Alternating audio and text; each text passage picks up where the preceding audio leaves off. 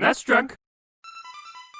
People love talking about difficult video games. How do I know this? Well, the video with the most views on this channel is the 13 hardest Super Nintendo games video, topping over 700,000 views and 1,400 comments. And not only do people love to discuss how tough games were back then, folks seem to love determining what games were and were not actually hard, according to their own experience. Like, for example, there's always that person that's like, well, actually, Hagane is not a hard game at all. It's just a simple matter of putting in 3,000 hours into it, so I managed to beat the game when I was like 5 years old, or whatever. The thing is, though, we all have our own experiences like that, and we all have certain games we can say something similar about. Like me, for example, on that video I mentioned, there's a lot of comments there asking, where is Mega Man X? And even before that, when I made a video about the Mega Man X games on Super Nintendo, I called the first game somewhat easy, and holy crap, did that ever provoke a response. A lot of people out there seem to think Mega Man X is a pretty tough game, and I'm sitting over here thinking, it is? So I thought it'd be a fun video to just go through some tough Super Nintendo games, explaining some tips about what makes these difficult games a little more approachable if you're finding them too tough for yourself.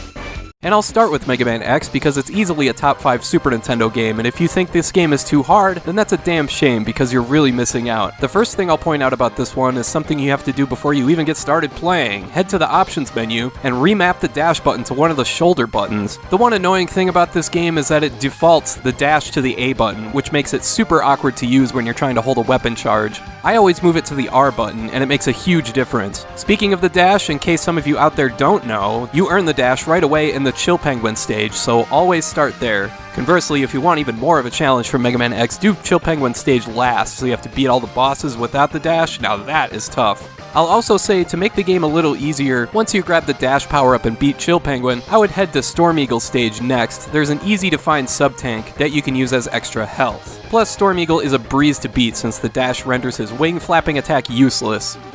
One other thing I want to point out about Mega Man X is something that's bothered me for years. For whatever reason, some people out there flat out refuse to use the boss weapons in the levels themselves. I remember putting up a Twitter poll a few years ago asking that same question, and it got something like 120 votes, with over 60% saying they do not use the boss weapons during the levels. My question is, why not? That's what they're there for. They're super fun weapons to use, to the point where it's almost like a game within a game to figure out which weapon works best on which enemy.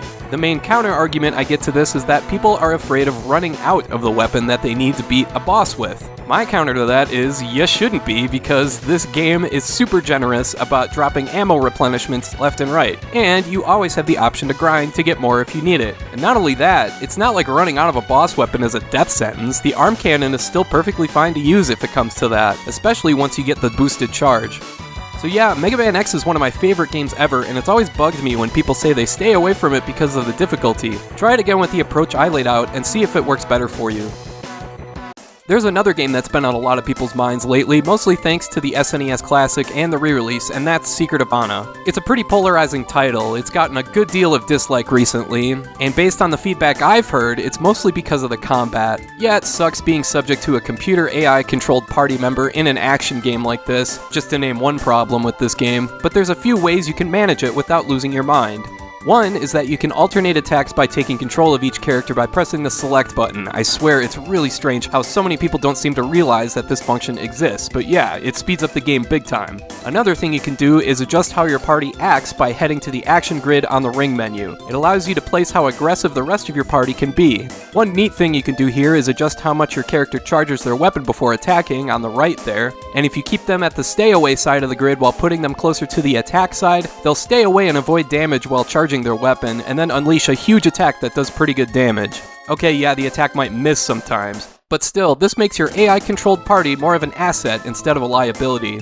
One other thing I wanted to point out about Secret of Mana is another simple thing that I see some people miss sometimes, and heck, it's something I missed back when I first played this game. Before you enter the Pure Land, and after you talk to Gemma here, if you walk all the way around to the other side of this palace, there's actually a Nico shop you can visit that has massively upgraded equipment. It's easy to miss Nico here and end up getting utterly destroyed in the Pure Land, so if you ran into this same problem, make sure you upgrade your armor at this spot. I also gotta talk about Super Ghouls and Ghosts, because this one, okay, well, there's no way around it. This game is brutally difficult no matter what you do.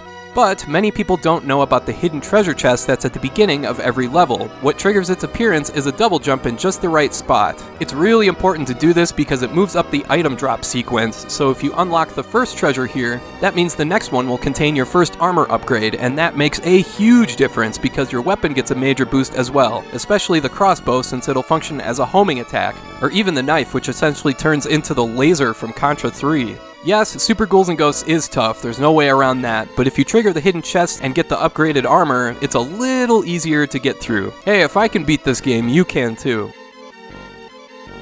I also quickly wanted to mention ActRaiser, because the last level and that final boss gauntlet is really tough, and especially discouraging because, I mean, come on, you've spent all that time reviving villagers and helping them out and stuff, then you just run into this brick wall. I really only have one tip here, and that's to just flat out ignore every other kind of magic and only use Stardust. Yeah, there's fire, light, and aura, but they all suck. Do not waste your time with anything other than Stardust. It's a full screen attack that lasts a few seconds, and it'll always hit its target as long as it's on screen. So when you get to that final boss gauntlet, make sure you have every Stardust spell saved up to use on the harder bosses, like this stupid wheel thing. Yeah, you'll die a few times, but you always restart the same boss fight where you died. And don't waste Stardust on bosses you know you can beat without it. Save it for this wheel thing. Ugh, I hate this boss. Contra 3 is another notoriously difficult game, but seriously, it's so much fun, and if you give up on this one too early, again, you're missing out on one of the very best playthroughs in the Super Nintendo library. And yes, I'm including the top-down levels. I don't think they're nearly as bad as some people say they are. The thing to remember about this game is weapon combinations. The combo that does the most damage the most efficiently, at least in my experience, is the Crush Spread Gun combo. You can seriously just mash the Y and X buttons at the same time, allowing you to do way more damage than you otherwise could, since alternating the spread allows the Crush missile to fire just a split second faster. It really helps with this boss fight in particular. So yeah, I just wanted to make a video that was a little different this time around. It always bums me out when I hear someone dismiss games like Contra 3 or Super Ghouls and Ghosts, and when I ask about it, they don't know simple tricks that can help them to see more of the game. So I thought I'd channel my inner Nintendo Power nerd and give out some tips that helped me over the years. So if you've made it this far, thanks for indulging me on that, and I want to thank you for watching, and I hope you have a great rest of your day.